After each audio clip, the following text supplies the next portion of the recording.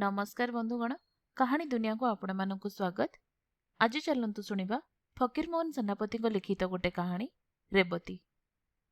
कटक जिलार हरिहरपुर प्रगना मध्य गोटे मफसल ग्राम नाम पाटपुर। गाँ मुंडामुंडी रे गोटे घर, आगिली पिछिली चारि बखरा, खंजा पाचेरी चालिया ढिंकीशाल, अगणा मध्य कूଅ, आगकू दांड दुआर, पछकू बाड़ी दुआर। दांड दुआर मेला घरे दांड लोके बसा उठा करती। प्रजा माने खजना देवाक आसी एइठारे बसंती। श्यामबंधु महांती जमीदार तरफरु ग्रामर किराणी। मासकू दरमा 2 टंका। दरमा छाड़ी पाउती विशोधनी, बाला लहणा इत्यादि 2 पैसा हाथ पैठ हुए। सबु मिसाइले मासकू 4 टंकार उणा हेब नाही। संसार एक रकम चले। एक रकम क्या बोइले भल चले। एइटा हेला नाही सेइटा घरे नाही, एपरी कथा घरर काहारी मुहरु शुणा जाए नाही। बाड़ीरे सागमाग छाड़ी सजना 2 गछ, घरे लड़ा पड़िया बरसी बिहाणी, गाई 2टा बंधा, दूध टिकिए चला मंदाए हांडी तले लगी थाए। बुढ़ी चष मिसाई घसी दाड़ी दिए। काठ किणा बाधे नाही। जमीदार 3.5 माण जमी चषिबाकू देइछंती। धान बळे नाही कि कमे नाही। श्यामबंधुटी बड़ सीधासळख लोक।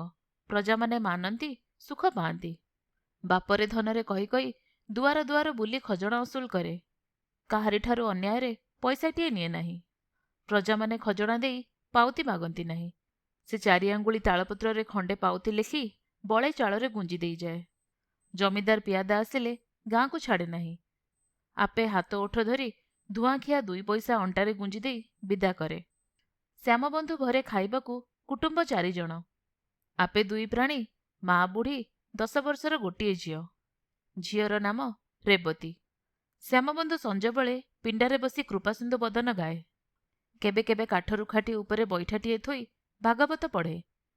रेबती पाखरे बसी शुणु थाए। सी मुहे मुहे ढेर भजन शिखी गलाणी। ता पिला मुहकू भजन गुड़िक खूब माने। संज बेले बापा पाखरे बसी भजन गाइले गाँर कोनोसी कोनोसी लोक आसी शुणती। रेबती बापा पाखरू गोटे भजन शिखिथिला। सेइटी गाइले श्यामबंधु बड़ खुशी हुए। प्रतिदिन झीओकू गाइबाकू कहे, रेबती गा। का आगे करिबी गुहारी, तुमे न चाहिले नाथ करिब जीव सरी। कर बा न कर क्राण, पदे समर्पिछि प्राण।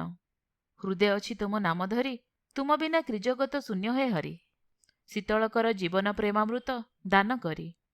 2 वर्ष तले स्कूल डे इन्स्पेक्टर मफसल गस्तकू जीवा समय पाटपुरे रातिए रही जाइथिले। ग्रामर मुखिया केते जण लोक कुहापोछा करिबारु दीपोटी बाबू ओडिशा विभागर इन्स्पेक्टर कोठारु रिपोर्ट करी गोटे अपर प्राइमरी स्कूल बसाई देइछंती। शिक्षक वेतन मासकू 4 टंका। एई 4 टंका सरकारु मिले। एहा छड़ा प्रति पिला मासकू 9 लेखा दियंती। शिक्षकटी कटक नॉर्मल स्कूल रो अवधान विभागर उत्तीर्ण छात्र। नाम वासुदेव। नामटी जेपरी वासुदेव, लोकटा मध्य सेहीपरी वासुदेव। लोकटार भीतर बाहर सबु सुंदर। गाँ मझिरे चली जिबा बेले मुंड टेकी काहाकू चाहे नाही। बयस अंदाज 20। सुंदर रूप जेमंत गोटिए चाउଳରେ गढ़ा। पिलादिने पिहुला रोग होइथिला। ता माँ मुंडरे ततला बोतल मुह चिन्ह देइथिला। से चिन्ह आजि जाए अछि। हेले से चिन्ह ताको माने। वासुदेव पिला कालरू माँ बाप छेउंड। मामू घरे रही मनीष होइछि। वासुदेव जातिरे करण, श्यामबंधु मध्य करण। केबे पुनेई गुरुबार रे घरे पिठापणा हेले श्यामबंधु पाठशाला को जाई कही आसे, बापा बासु संज बेले टिके आम घरकू जीव, तम माउसी डाकिचंती। एहीपरि जीवा आसिबारे सेमानक मध्यरे गोटे माया लागिगलाणी। रेबती बासुकू देखिले कहे, आहा माँ छेउंडटी कौन खाए, किए ता खाइबा देखुची। बासु प्रतिदिन संज बेले जाई श्यामबंधु पाखरे घड़िए अधे बसी आसे। बासुकू दूररू देखिले बासु भाई आइले बोली रेबती पाटी करी बापा को कहे। रेबती संज बेले बापा पाखरे बसी प्रतिदिन पठित पुराणा भजन गुड़िक बासुकू शुणाए। बासुकू सेई गीत नुआ नुआ परी लागे। दिने एकथा से कथा पड़ू पड़ू श्यामबंधु शुणिले कटकरे गोटे झियो स्कूल अछि। सेठारे झियो माने पढ़ंती, लुगासिया शिखंती। सेही दिन ठारू रेबती को पाठ पढ़ाइबाकू श्यामबंधुर मन हेला एवं आपणा मनर कथा वासुदेव को कहिला। बासु श्यामबंधु को पितृतुल्य माने। कहिला, आज्ञा ମୁଁ ସେହି କଥାଟି କହିବି କହିବି ହେଉଥିଲି। ଦୁଇ ଜଣଙ୍କ ପରାମର୍ଶରେ ରେବତୀକୁ ପାଠ ପଢ଼ାଇବାର ସ୍ଥିର ହେଲା। ରେବତୀ ପାଖରେ ବସି ଶୁଣୁଥିଲା। ଦୁଇ ଚିଲ୍ଲାରେ ଘର ଭିତରକୁ ଯାଇ ମା ଆଉ ଜେଜିକୁ କହିଲା, ମୁଁ ପାଠ ପଢ଼ିବି, ମୁଁ ପାଠ ପଢ଼ିବି। ମା କହିଲେ, ହଉ ପଢ଼ିବୁ। ଜେଜି କହିଲେ, ପାଠ କ'ଣ ଲୋ? ମାଇକିନିଆ ଝିଅଟା ପାଠ କ'ଣ? ରନ୍ଧାବଢ଼ା ଶିଖ, ପିଠାପଣା କରି ଶିଖ, ଝୋଟି ଦିଆ ଶିଖ, ଦହି ମୁହାଁ ଶିଖ, ପାଠ କ'ଣ? ରାତିରେ ଶ୍ୟାମବନ୍ଧୁ ପିଣ୍ଡାରେ ଖଣ୍ଡେ ଆମ୍ବକାଠ ପିଢ଼ା ଉପରେ ବସି ଭାତ ଖାଉଛନ୍ତି। ରେବତୀ ସାଙ୍ଗରେ ବସି ଖାଉଛି।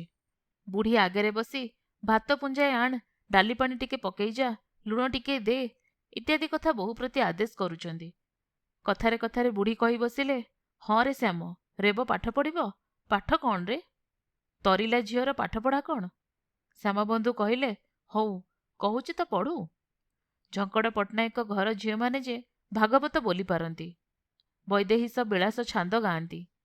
ରେବତୀ ଭାରି ଖପା ହୋଇଯାଇ ଜେଜିକୁ ଗାଳି ଦେଇ କହିଲା, ଯା ଲୋ ବୁଢ଼ୀ ଡଗୁରୀଟା। ତାହା ବାଦ୍ ଅଳି କରି ବାପାକୁ କହିଲା, ନା ବାପା, ମୁଁ ପାଠ ପଢ଼ିବି। ଶ୍ୟାମବନ୍ଧୁ କହିଲେ, ହଁ ହଁ ତୁ ପଢ଼ିବୁ। ସେଦିନ କଥା ଏତିକି। ତହିଁ ଆର ଦିନ ଉପରଓଳି ବାସୁଦେବ ସୀତାନାଥ ବାବୁଙ୍କ ପ୍ରଥମ ପାଠ ଖଣ୍ଡିଏ ନେଇ ରେବତୀକୁ ଦେଲେ। ସେ ବଡ଼ ଖୁସି ହୋଇ ବାପା ପାଖରେ ବସି କିତାପର ମୂଳ ପୁଢ଼ାଠାରୁ ଶେଷ ପୁଢ଼ା ଯାଏ ଓଲଟାଇ ଓଲଟାଇ ଦେଖିଲା। ସେଥିରେ ହାତୀ, ଘୋଡ଼ା, ଗୋରୁ ଇତ୍ୟାଦିର ଛବି ଦେଖି ଭାରି ଖୁସି ହୋଇଗଲା। ରଜାମାନେ ହାତୀ ଘୋଡ଼ା ବାନ୍ଧି ଖୁସି ହୁଅନ୍ତି, କେହି ହାତୀ ଘୋଡ଼ା ଚଢ଼ି ଖୁସି ହୁଏ, ଆଉ ରେବି ଛବିଟା ଦେଖି ଖୁସି। ରେବି ଧାଇଁ ଯାଇ ମାଆକୁ କିତାପର ଛବି ସବୁ ଦେଖାଇଲା। ତା ବାଦ୍ ଜେଜିକୁ ଦେଖାଇଲା। ଜେଜି କିଞ୍ଚିତ୍ ବିରକ୍ତ ହୋଇ କହିଲା, ହଁ ଯା ଯା। ରେବି ତାକୁ ଦୂର ଦୂର ଗାଳି ଦେଇ ଫେରି ଆସିଲା। ଆଜି ଦିନଟି ଭଲ, ଶ୍ରୀପଞ୍ଚମୀ। ରେବତୀ ସକାଳୁ ବୁଡ଼ ପାରି ଗାଧେଇ ନୂଆ ଲୁଗା ଖଣ୍ଡିଏ ପିନ୍ଧି ଘର ବାହାର ହଉଛି। ବାସୁ ଭାଇ ଆସିଲେ କିତାପ ପଢ଼ାଇ ଦେବ। ବୁଢ଼ୀ ଭୟରେ ବିଦ୍ୟାରମ୍ଭର ଆୟୋଜନ କିଛି ହୋଇନାହିଁ। ବେଳ 6 ଘଡ଼ି ସମୟରେ ବାସୁ ଯାଇ ପଢ଼ାଇ ଦେଲା। ସ୍ୱରେ ଅ, ଆ, ହର୍ଷେଇ ଦୀର୍ଘଇ ହର୍ଷଉ ଦୀର୍ଘଉ ଇତ୍ୟାଦି। ପ୍ରତିଦିନ ପଢ଼ା ଚାଲିଲା। ପ୍ରତିଦିନ ସଞ୍ଜବେଳେ ବାସୁ ଯାଇ ପଢ଼ାଇ ଦିଏ। 2 ବର୍ଷ ମଧ୍ୟରେ ରେବତୀ ଢେର ପଢ଼ିଗଲାଣି। ମଧୁରାଓଙ୍କ ଛନ୍ଦମାଳା ପଢ଼ିଯିବା ବେଳେ ତୁଣ୍ଡରେ ବାଟୁଳି ବାଜେ ନାହିଁ। ଦିନେ ରାତିରେ ଶ୍ୟାମବନ୍ଧୁ ବସି ଭାତ ଖାଇବା ବେଳେ ମା ପୁଅ 2 ଜଣ କଥାବାର୍ତ୍ତା ହେଲେ। ପୂର୍ବେ ବୋଧକରୁ କିଛି କଥା ହୋଇଥିଲା, ଆଜି ସେହି କଥାର ଉପସଂହାର। ଶ୍ୟାମବନ୍ଧୁ କହିଲେ, କି ମା, ଭଲ ହେବ କି ନାହିଁ? ବୁଢ଼ୀ କହିଲେ, ହଁ ଭଲ ତ ହେବ, ଜାତି କଥାଟା ବୁଝିଛୁ ନା? ଶ୍ୟାମବନ୍ଧୁ କହିଲେ, ମୁଁ ଆଜି ଯାଏ ଆଉ କ'ଣ ବୁଝୁଥିଲି? ଭଲ କରଣ, ଗରିବ ପୁଅ ହେଲେ କ'ଣ ହେବ, ଜାତି ଭଲ। ବୁଢ଼ୀ କହିଲେ, ଧନ ଦୌଲତ ନାହିଁ ବିଚାର, ଜାତି କଥାଟା ଆଗେ ପଚାର। ଘରେ ରହିବ ତ? ଶ୍ୟାମବନ୍ଧୁ କହିଲେ, ଘରେ ନ ରହି ଆଉ କୁଆଡ଼େ ଯିବ? ହାଜର ହେଲେ ମାମୁଁ ମାଇନା, ଆଉ କ'ଣ? ରେବତୀ ପାଖରେ ବସି ଭାତ ଖାଉଥିଲା। ଏଇ କଥାର ମର୍ମ ସେ କ'ଣ ବୁଝିଲା ସେ ଜାଣେ, ମାତ୍ର ସେହି ଦିନଠାରୁ ତାହାର ଭାବଭଙ୍ଗୀ ଅନ୍ୟ ରକମ ଦେଖଉଛି। ତାକୁ ବାପା ଆଗରେ ବାସୁଭାଇ ପଢ଼ାଇ ଦେଲେ କିପରି ଗୋଟେ ଲାଜ ମାଡ଼େ। ଅକାରଣ ସକାରଣ ସବୁବେଳେ ହସ ମାଡ଼େ। ମୁଣ୍ଡ ତଳକୁ ପୋତି ଦେଇ 2 ଓଠ ବୁଜି ହସ ଲୁଚାଏ। ଏଣିକି ବାସୁ ପଢ଼ାଇ ଦେଲେ କେତେବେଳେ ତୁନି ତୁନି ପଢ଼େ, କେତେବେଳେ ଖାଲି ହୁଁ ହୁଁ କରେ। ପଢ଼ା ସରିଲେ ପାଟି ବୁଜି ହସି ହସି ଘରକୁ ପଳାଇଯାଏ। ପ୍ରତିଦିନ ସଞ୍ଜବେଳେ ଦାଣ୍ଡ ଦୁଆର କବାଟକୁ ଧରି କାହାକୁ ଚାହିଁଥାଏ। ବାସୁ ଆସିଲେ ଘରକୁ ପଳାଏ। 5 ଡାକରେ ବାହାରେ ନାହିଁ। ଏଣିକି ରେବତୀ ଦାଣ୍ଡକୁ କେବେ ବାହାରିଲେ ବୁଢ଼ୀ ଖପା ହୁଏ। ଦେଖୁ ଦେଖୁ ପଞ୍ଚମୀକୁ ପଞ୍ଚମୀ 2 ବର୍ଷ ହୋଇଗଲାଣି। ବିଧାତାଙ୍କର ବିଧାନ କାହାରି ଦିନ ସମାନ ଭାବରେ ଯିବ ନାହିଁ। ଫଗୁଣିଆ ମାସ ଦିନ, କାହିଁ କିଛି ନାହିଁ, ଅଚାନକ କାହୁଁ ବାଡ଼ି ଆସିଲା। ସକାଳେ ଗ୍ରାମରେ ଶୁଣାଗଲା, ଗୁମାସ୍ତା ଶ୍ୟାମବନ୍ଧୁ ମହାନ୍ତିଙ୍କୁ ବାଡ଼ି ଧରିଛି। ମଫସଲ ଗାଁରେ ବାଡ଼ି ପଡ଼ିଲେ ତାଟି କବାଟ ପଡ଼ିଯାଏ। ବାଡ଼ି ବୁଢ଼ୀ ସତେପରା ଟୋକେଇଟିଏ କାଖେଇ ଦାଣ୍ଡରେ ମନୁଷ୍ୟ ଗୋଟାଉଛି, ଏପରି ସମସ୍ତେ ମଣନ୍ତି। ଦୁଆରକୁ କାହାରି ଆସିବାର ନାହିଁ। ମାଇକିନିଆ 2ଟା, କ'ଣ କରିବେ? ପିଲାଟା ଡକାପାଡ଼ି ଘର ବାହାର ହେଉଛି। ବାସୁଦେବ ଶୁଣି ସ୍କୁଲ ଛାଡ଼ି ଧାଇଁଲା। ଡର ନାହିଁ, ଭୟ ନାହିଁ, ଆପଣା ଶରୀର ପ୍ରତି ଭାବନା ନାହିଁ। ଶ୍ୟାମବନ୍ଧୁ ପାଖରେ ବସି ଗୋଡ଼ରେ ହାତ ବୁଲାଉଥାଏ। ପାଣି ଟୋପାଏ ଟୋପାଏ ମୁହଁରେ ଦେଉଥାଏ। ବେଳ 3 ପ୍ରହର ସମୟରେ ଶ୍ୟାମବନ୍ଧୁ ବାସମୁହଁକୁ ଚାହିଁ ଖନେଇ ଖନେଇ କହିଲା, ବାସୁ, ଏ ବାସୁ। ବାସୁ ଭୋ ଭୋ କରି ଡକା ପଡ଼ିଲା। ଘରେ ଚହଳ ପଡ଼ିଗଲା। ରେବତୀ ଭୂଇଁରେ ପଡ଼ି ଗଡ଼ୁଥାଏ।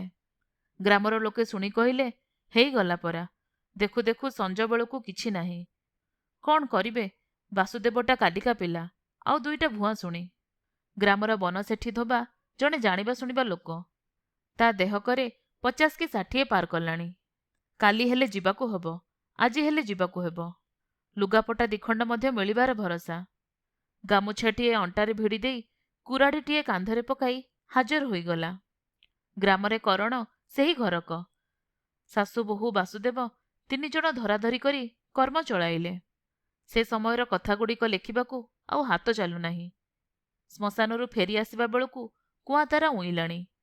ଘରେ ପଶିବା ମାତ୍ରକେ ରେବତୀମା ପୋଖରୀ ପାଣି ଗଲା। ଦେଖୁ ଦେଖୁ ଦିନ ଦ୍ୱିପ୍ରହର ବେଳେ ଗ୍ରାମରେ ହାଟ ହେଲା। ରେବତୀମା ନାହିଁ। ଦିନ ଚାଲିଯାଏ, କାହାରି ଲାଗି ଦିନ ବସି ରହେ ନାହିଁ। କାହାର ପାଲିଙ୍କି ଉପରେ ପାଟଛତା, କାହାର ବେଠି ଉପରେ କୋରଡ଼ା। ଦିନ ଯାଉଛି ସମସ୍ତଙ୍କର, ଯିବ ସମସ୍ତଙ୍କର। ଦେଖୁ ଦେଖୁ 3 ମାସ କଟିଗଲାଣି। ଶ୍ୟାମବନ୍ଧୁ ଘରେ 2 ଗୋଟି ଗାଈ ଥିଲେ। ତହବିଲ ବାକି ଟଙ୍କା ସକାଶେ ଜମିଦାର ଘର ଲୋକ ଆସି ବାନ୍ଧି ଘେନିଗଲେ। ଆମ୍ଭେମାନେ ଜାଣୁ, ଜମିଦାର ଘର ଟଙ୍କାକୁ ଶ୍ୟାମବନ୍ଧୁ ଶିବ ନିର୍ମାଲ୍ୟ ପରି ଜ୍ଞାନ କରେ। ଟଙ୍କାଟିଏ ଅସୁଲ ହେଲେ ଜମିଦାର କଚେରୀରେ ପୈଠ ନ କରିବା ଯାଏ ତାହାର ନିଦ ନାହିଁ। ମାତ୍ର ତାହା ଉପରେ ଟଙ୍କା ଥାଉ ବା ନଥାଉ, ଗାଈ 2ଟି ବଡ଼ ଦୁଧିଆଳି, ଏକଥା ପୂର୍ବରୁ ଜମିଦାରକୁ ଜଣାଥିଲା। ତା ଛଡ଼ା ଜମିଦାର ଚଷିବାକୁ ଯେ 3 ମାଣ ଜମି ଦେଇଥିଲେ, ତାହା ଛଡ଼ାଇ ନେଲେଣି।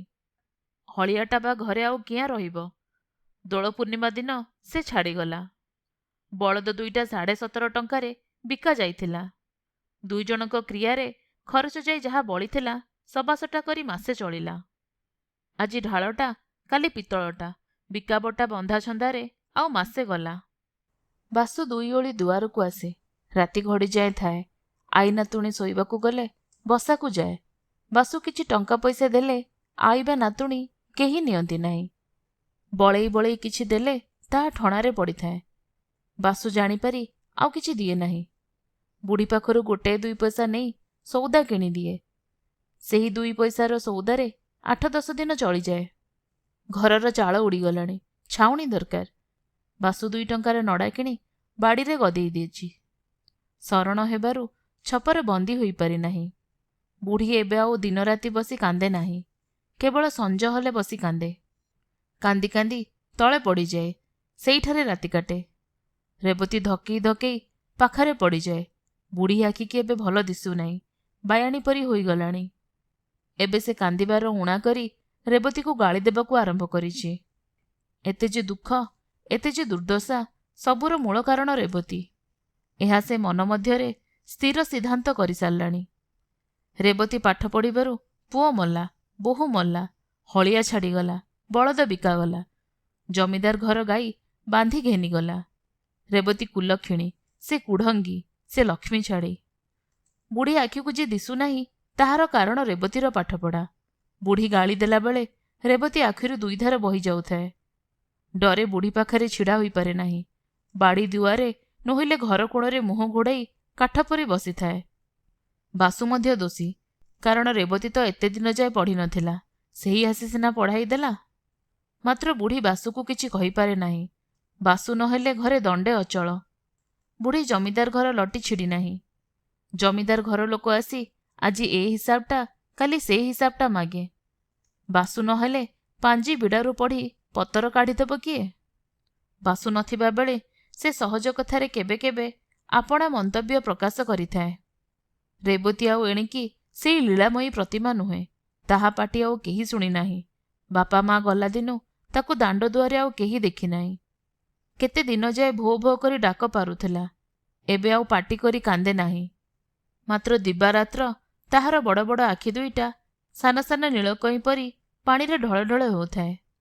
ତାହାର କ୍ଷୁଦ୍ର ପ୍ରାଣ ତହିଁରୁ ଅତି କ୍ଷୁଦ୍ର ମନଟି ଏକାବେଳକେ ଭାଙ୍ଗି ଯାଇଛି। ତା ପକ୍ଷରେ ବର୍ତ୍ତମାନ ଦିନରାତି ସମାନ। ସୂର୍ଯ୍ୟରେ ଆଲୁଅ ନାହିଁ, ରାତିରେ ଅନ୍ଧାର ନାହିଁ, ସମସ୍ତ ଜଗତ ଶୂନ୍ୟ। କେବଳ ପିତାମାତାଙ୍କ ମୂର୍ତ୍ତି ହୃଦୟ ପୂର୍ଣ୍ଣ କରିଅଛି। ମା ଏଠାରେ ବସିଛନ୍ତି, ବାପା ଚାଲି ଯାଉଛନ୍ତି, ତାହା ଆଖିରେ କେବଳ ଏଇ 2ଟା ଦିଶୁଅଛି। ବାପା ମା ମରିଯାଇଛନ୍ତି, ଆଉ ସେମାନେ ଆସିବେ ନାହିଁ, ଏକଥା ସେ ବିଶ୍ୱାସ କରିପାରୁନାହିଁ। ପେଟରେ ଭୋକ ନାହିଁ, ଆଖିରେ ନିଦ ନାହିଁ। ଦିବାନସି ଅନୁକ୍ଷଣ ପିତାମାତା ଧ୍ୟାନ। ଜେଜିମା ଡରରେ ଖାଇବାକୁ ବସେ, ଭୂଇଁରୁ ପ୍ରାୟ ଉଠେ ନାହିଁ। ଦେହରେ ହାଡ଼ଚମ 2 ଖଣ୍ଡ ଧୁଡ଼ଧୁଡ଼ ହେଉଛି। କେବଳ ବାସୁଦେବ ଘରକୁ ଆସିଲେ ଉଠି ବସେ। ବଡ଼ ବଡ଼ ଆଖି ଦୁଇଟାରେ ଜଳଜଳ କରି ବାସୁକୁ ଚାହିଁଥାଏ। ବାସୁ ଅନାଇଲେ ସାନ ନିଶ୍ୱାସଟାଏ ପକାଇ ମୁଣ୍ଡ ପୋତିଦିଏ। ବାସୁ ପାଖରେ ଥିବା ଯାଏ ତାହାକୁ ଚାହିଁ ରହିଥାଏ। ସେତେବେଳେ ତାହାର ଆଉ କିଛି ଜ୍ଞାନ ନଥାଏ। ଆଖିରେ ବାସୁଦେବ, ଚିନ୍ତା ବାସୁଦେବ, ସମ ହୃଦୟଟା ବାସୁଦେବମୟ। ଶ୍ୟାମବନ୍ଧୁ ମରିବାର ଆଜିକୁ ହାତ ଗଣିତରେ 5 ମାସ, ଜ୍ୟେଷ୍ଠ ମାସିଆ ଦିନ। ଠିକ୍ ଦିନ 2 ପ୍ରହର ବେଳେ ବାସୁ ଦୁଆରେ ଡାକିଲା। ଏତେବେଳେ ସେ କୌଣସି ଦିନ ଆସିନାହିଁ। ବୁଢ଼ୀ କୁନ୍ଥେଇ କୁନ୍ଥେଇ ଯାଇ ଦୁଆର ଫିଟାଇ ଦେଲା। ବାସୁ କହିଲା, ଜେଜିମା, ଡିପୋଟି ଇନ୍ସପେକ୍ଟର ହରିହରପୁର ଥାନାରେ ବସି ପାଠଶାଳା ପିଲାମାନଙ୍କୁ ପାଠ ପଚାରିବେ। ସବୁ ସ୍କୁଲର ପିଲାମାନେ ଯିବେ।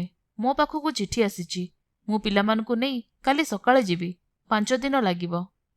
ରେବତୀ କବାଟ କଣରେ ଛିଡ଼ା ହୋଇ ଶୁଣୁଥିଲା। ଲଟ୍କିରି ବସି ପଡ଼ିଲା। ଭାଗ୍ୟେ କବାଟ ଧରିଥିଲା, ନୋହିଲେ ପଡ଼ିଯାଇଥାନ୍ତା।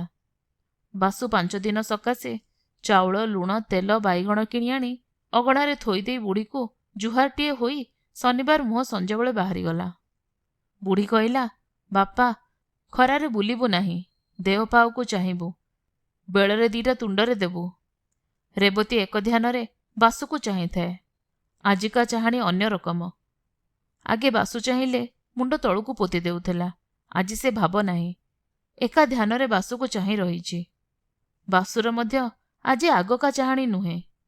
ଆଗେ ବାସୁର ଯେମନ୍ତ ଖୁବ୍ ଇଚ୍ଛା ରେବତୀକୁ ଭଲ କରି ଦେଖିବ, କିନ୍ତୁ ଅନାଇ ପାରେ ନାହିଁ।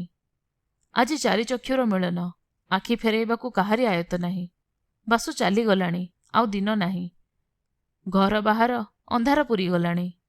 ରେବତୀ ଯେପରି ଚାହିଁଥିଲା ସେହିପରି ଚାହିଁଅଛି। ବୁଢ଼ୀ ଡାକିବାରୁ ତାହାର ଚେତନା ହେଲା। ଘର ବାହାର ସମସ୍ତ ଅନ୍ଧକାରମୟ। ରେବତୀ ବସି ଦିନ ଗଣୁଛି। ଆଜିକି 6 ଦିନ। ବାପା ମା ଗଲା ଦିନୁ ଦାଣ୍ଡ ଦୁଆର ଦେଖି ନଥିଲା। ଆଜି ସକାଳୁ ଦାଣ୍ଡ ଦୁଆରେ 2 ଥର ମୁହଁ ମାରିଗଲାଣି। ବେଳ ଅନ୍ଦାଜ 6 ଘଡ଼ି ହରିହରପୁରର ସ୍କୁଲ ପିଲାମାନେ ଫେରି ଆସିବା ମାତ୍ରେ ଲୋକ ବୋଲାବୋଲି ହେଲେ। ହରିହରପୁରରୁ ଫେରିଆସିବା ସମୟରେ ଗୋପାଳପୁରର ବରଗଛ ମୂଳରେ ପଣ୍ଡିତକୁ ବାଡ଼ି ଧଇଲା। 4 ଥର ପୋଖରୀ ପାଣି ହେଲା। ଅଧା ରାତି ବେଳେ ଚାଲିଗଲେ। ଗ୍ରାମ ଲୋକମାନେ ହାୟ ହାୟ କଲେ। ପୁଅ ଝିଅ ମା ମାଇକେନାମାନେ ପାଟି କରି କାନ୍ଦି ପକାଇଲେ। କିଏ କହିଲା, ଆହା, କି ରୂପରେ! କିଏ କହିଲା, କି ଧୀରରେ! କିଏ କହିଲା, ଦାଣ୍ଡରେ ଚାଲି ଯାଉଥିବା ଯେ ମାଛିଟିକି ମର କହିବ ନାହିଁ। ରେବତୀ ଶୁଣିଲା। ବୁଢ଼ୀ ଶୁଣିଲା। ବୁଢ଼ୀ କାନ୍ଦି କାନ୍ଦି ତାହା କଣ୍ଠରୁଦ୍ଧ ହୋଇଗଲା। ଆଉ କାନ୍ଦି ପାରିଲା ନାହିଁ। ଶେଷରେ ଉଠି କହିଲା, ଆହା ବାପା, ବିଦେଶକୁ ଆସି ଆପଣା ବୁଦ୍ଧିରେ ପ୍ରାଣ ହରାଇଲରେ। ଅର୍ଥାତ୍ ସେ ଦୁର୍ବୁଦ୍ଧି କରି ରେବତୀକୁ ପାଠ ପଢ଼ାଇବାରୁ ମରିଗଲା। ନୋହିଲେ କେବେ ମରିନଥାନ୍ତା। ଶୁଣିଲା ବେଳୁ ରେବତୀ ଘରେ ଯାଇ ପଡ଼ିଛି। ସେ ଦିନଟା ଗଲା। ତହିଁ ଆରଦିନ ସକାଳେ ବୁଢ଼ୀ ରେବତୀକୁ ପାଖରେ ନ ଦେଖି ପାଟି କରି ଡାକିଲା, ଲୋ ରେବତୀ, ଲୋ ରେବି, ଲୋ ନିଆଁ, ଲୋ ଚୁଲି। ବୁଢ଼ୀ ବାୟାଣୀ ପରି ହୋଇଗଲାଣି। କାନ୍ଦ ବୋବାଳି ନାହିଁ। କେବଳ ରାଗରେ ଦିନରାତି ରେବତୀକୁ ଗାଳି। ପଡ଼ିଶା ଲୋକେ, ଦାଣ୍ଡଗୋଲା ଲୋକେ ଯେତେବେଳେ ଇଚ୍ଛା ସେତେବେଳେ ଶୁଣୁଛନ୍ତି, ଲୋ ରେବତୀ, ଲୋ ରେବି, ଲୋ ନିଆଁ, ଲୋ ଚୁଲି। ବୁଢ଼ୀ ଆଖିକୁ ଦିଶୁନାହିଁ। ଅଣ୍ଡାଳି ଅଣ୍ଡାଳି ଯାଇ ରେବତୀକୁ ପାଇଲା। ଡାକିଲା। ଜବାବ ନ ପାଇ ତା ଦେହରେ ହାତ ବୁଲାଇ ଦେଖିଲା, ଭାରି ଜ୍ୱର। ଦେହରୁ ନିଆଁ ବାହାରୁଛି। ଜ୍ଞାନ ନାହିଁ। ବୁଢ଼ୀ ଢେର ବେଳ ଯାଏ ବସି କ'ଣ ପାଞ୍ଚିଲା। କ'ଣ କରିବ? କାହାକୁ ଡାକିବ? ମନ ମଧ୍ୟରେ ଜଗତ ସଂସାର ଖୋଜିଲା। ପାଖରେ କାହାକୁ ଦେଖିଲା ନାହିଁ। କିଛି ସ୍ଥିର କରି ନ ପାରି ଖପା ହୋଇ କହିଲା, ଯାହା ଆପଣିକିଆ ତହିଁକି ଇଲାଜ କିଆଁ? ଅର୍ଥାତ୍ ତୁ ପାଠ ପଢ଼ିବାରୁ ଜ୍ୱର ହେଲା। ମୁଁ କ'ଣ କରିବି? ଦିନ ଗଲା, 2 ଦିନ ଗଲା, 3 ଦିନ ଗଲା, 4 ଦିନ ଗଲା, 5 ଦିନ ମଧ୍ୟ ଗଲା। ରେବତୀ ମାଟିରେ ଲାଗିଯାଇଛି। ଆଖି ଫିଟାଉ ନାହିଁ। ଡାକିଲେ ଉତ୍ତର ନାହିଁ। ଉଁଚୁ ହେବାକୁ ମଧ୍ୟ ନାହିଁ। ଆଜିକି 6 ଦିନ। ରେବତୀ ସକାଳୁ 2-4 ଥର ପାଟି କଲାଣି। ବୁଢ଼ୀ ପାଟି ଶୁଣି ପାଖକୁ ଗଲା। ଦେହରେ ହାତ ବୁଲାଇ ଦେଖିଲା, ଗୋଡ଼ ହାତ ଶୀତଳ। ଡାକିଲେ ହୁଁ ହୁଁ ଜବାବ ଦେଲା। କଟମଟ କରି ମୁହଁକୁ ଚାହୁଁଛି। କିଛି ନ ପଚାରିଲେ ମଧ୍ୟ କେତେ କଥା କହି ପକାଉଛି। ମାତ୍ର ବୁଢ଼ୀ କିଛି ଖୁସି ହେଲା। ଦେହରେ ତାତି ନାହିଁ। କଥା କହୁନଥିଲା। ପାଟି ଫିଟାଇଲାଣି। ଚାହୁଁ ନଥିଲା। ଆଖି ଫିଟାଇଲାଣି। ପାଣି ପିଇବାକୁ ମାଗିଲାଣି। 6 ଦିନ ହେଲା ଜିଭରେ ପାଣି ଟୋପାଏ ବାଜି ନାହିଁ। ଚାରିଟା ପଥି ପେଟରେ ପଡ଼ିଲେ ଝିଅଟା ଉଠି ବସିବ। ତୁ ଶୋଇଥା, ମୁଁ ଚାରିଟା ପଥି ରାନ୍ଧି ଆଣେ। ଏହା କହି ବୁଢ଼ୀ ବାହାରକୁ ବାହାରି ଆସିଲା। ପଥି ରାନ୍ଧିବ କ'ଣ? ଘରେ ପାଛିଆ କୁଣ୍ଢେଇ ହାଣ୍ଡି ଆଟିକା ସବୁ ଖୋଜିଲା, ମୁଠାଏ ଚାଉଳ ନାହିଁ। ନିଶ୍ୱାସଟାଏ ପକାଇ ଘଡ଼ିଏ ବସିଲା। ବାସୁ 5 ଦିନକୁ ଚାଉଳ ଡାଲି କିଣି ଦେଇ ଯାଇଥିଲା। ସେଥିରେ 10 ଦିନ ଜିଆଁ ଚଳିଗଲା। ବୁଢ଼ୀର ଦୃଷ୍ଟିଶକ୍ତି ଥିଲେ ବୁଝି ପାରିଥାନ୍ତା। ବସି ବିଚାର କଲେ ବୁଦ୍ଧି ଦିଶେ। ଘରେ କଂସା ବାସନ କିଛି ନାହିଁ। ହାତରେ ଗୋଟାଏ କଣା ଢାଳ ପଡ଼ିଲା। ସେଇଟା ଧରି ହରିସା ଦୋକାନକୁ ବାହାରିଲା। ହରିସାର ଘର ଗ୍ରାମ ମଝିରେ। ତାର ରୀତିମତ ଦୋକାନ ନାହିଁ। ଚାଉଳ ଡାଲି ଲୁଣ ତେଲ ରଖିଥାଏ। କୌଣସି ଦିନ ବିଦେଶୀ ଲୋକ ପହଞ୍ଚିଗଲେ କିଣନ୍ତି। କେବେ ହେଲେ ଗ୍ରାମ ଲୋକଙ୍କର କିଛି ଦରକାର ହେଲେ କିଣନ୍ତି। ବୁଢ଼ୀ ଢାଳଟି ଧରି ହରିସା ଦୁଆରେ ପହଞ୍ଚିଲା। ହରିସା ବୁଢ଼ୀର ହାତରେ ଢାଳଟି ଦେଖି ଅର୍ଥଟା ବେଶ୍ ବୁଝିଗଲା। ବୁଢ଼ୀ ଆପଣାର ଅଭିପ୍ରାୟ ଜଣାଇବାରୁ ହରି ଢାଳଟା ହାତରେ ଧରି ଚାରିପାଖ ଦେଖି କହିଲା, ନାଇଁ ନାଇଁ, ମୋ ଘରେ ଚାଉଳ ନାହିଁ। ଆଉ ଏଇ କଣା ଢାଳଟା ରଖି କିଏ ଚାଉଳ ଦବ? ହରି ଘରେ ଯେ ଚାଉଳ ନଥିଲା ତାହା ନୁହେଁ, ଦେବାକୁ ମଧ୍ୟ ଇଚ୍ଛା, ତେବେ ଶସ୍ତାରେ ନେବାର କଥା। ଚାଉଳ ନଥିବାର ଶୁଣି ବୁଢ଼ୀ ମୁଣ୍ଡରେ ତ ବଜ୍ର ପଡ଼ିଲା। କ'ଣ କରିବ? ଝିଅଟା ଜ୍ୱରରୁ ଉଠିଛି, ତା ମୁହଁରେ କ'ଣ ଦେବି? ଘଡ଼ିଏ ବସିଗଲା। ବେଳ ବୁଢ଼ୀ ଆସିଲାଣି। ହରିକୁ 2 ଥର ଅନାଇଲା। ଯାଏ ଝିଅଟା କ'ଣ କରୁଛି ଦେଖେ। ଢାଳଟି ଧରି ଉଠୁଛି। ହରି କହିଲା, ଦିଅ ଦିଅ, ଢାଳଟା ଦିଅ, ଦେଖେ ଘରେ କ'ଣ ଅଛି। ହରି ଢାଳଟା ରଖି 4 ମାଣ ଚାଉଳ, ଅଧମାଣେ ଜାଇ ଆଉ କିଛି ଲୁଣ ଦେଲା। ବୁଢ଼ୀ 4-6 ଜାଗା ବସି ଉଠି ଘରେ ଆସି ପହଞ୍ଚିଲା। ଏ ପର୍ଯ୍ୟନ୍ତ ବୁଢ଼ୀ ଦାନ୍ତରେ ଦାନ୍ତକାଠି ବାଜି ନାହିଁ। ଦେହ ମନ କଥା କ'ଣ କହିବୁ? ଘରେ ପହଞ୍ଚି ରେବତୀକୁ ଡାକିଲା। ତାର ବିଶ୍ୱାସ ରେବତୀ ଭଲ ହୋଇଗଲାଣି। ପାଣି କାଢ଼ି ଦେବ, ସେ ଭାତ ରାନ୍ଧିବ। ରେବତୀ ଜବାବ ନ ଦେବାରୁ ସେ ଭାରି ଖପା ହୋଇଯାଇ ଡାକିଲା, ଲୋ ରେବତୀ, ଲୋ ରେବି, ଲୋ ନିଆଁ, ଲୋ ଚୁଲି। ଜବାବ ନାହିଁ। ଏଣେ ରେବତୀର ସନ୍ନିପାତ ରୋଗ କ୍ରମଶଃ ବଢ଼ୁଛି। ଭୟାନକ ଯନ୍ତ୍ରଣା, ଦେହ କ୍ରମଶଃ ଶୀତଳ ହେଉଛି। ଜିଭ ଶୁଖିଲାଣି। ଭୟଙ୍କର ପିପାସା। ଜିଭଟା ଯେମନ୍ତ ଭିତରକୁ ଚାଲିଯାଉଛି। ଥଣ୍ଡା ଜାଗାକୁ ଯିବାର ଇଚ୍ଛା। ଘରଯାକ ଗଡ଼ି ଗଡ଼ି ବାହାରକୁ ଆସିଲା। ସୁଖ ଲାଗିଲା ନାହିଁ। ବାଡ଼ି ଦୁଆରକୁ ଯାଇ ପିଣ୍ଡାରେ ବସିଲା। ଦିନ ଶେଷ ହୋଇ ଆସିଲାଣି। ଖୁବ୍ ପବନ ବହୁଛି। ବାଡ଼କୁ ଆଉଜି ବସିଲା। ବାଡ଼ିଯାକ ଅନାଇଲା। ଏଇ ବାପା ଗଲା ବରଷ କଦଳୀ ଲଗାଇଥିଲେ, ଭଣ୍ଡା ବାହାରିଲାଣି। 2 ବରଷ ତଳେ ମା ଗୋଟିଏ ପିଜୁଳି ଗଛ ବାଡ଼ିରେ ରୋଇଥିଲେ। ରେବତୀ ଧାଇଁ ଧାଇଁ କୂଅରୁ ଢାଳେ ପାଣି ଆଣି ସେ ଗଛରେ ଦେଇଥିଲା। ସେ ଗଛ କେଡ଼େଟେ ହେଲାଣି, ଫୁଲ ଧରିଲାଣି। ସେ ଗଛ ଦେଖି ମା ମନରେ ପଡ଼ିଲେ।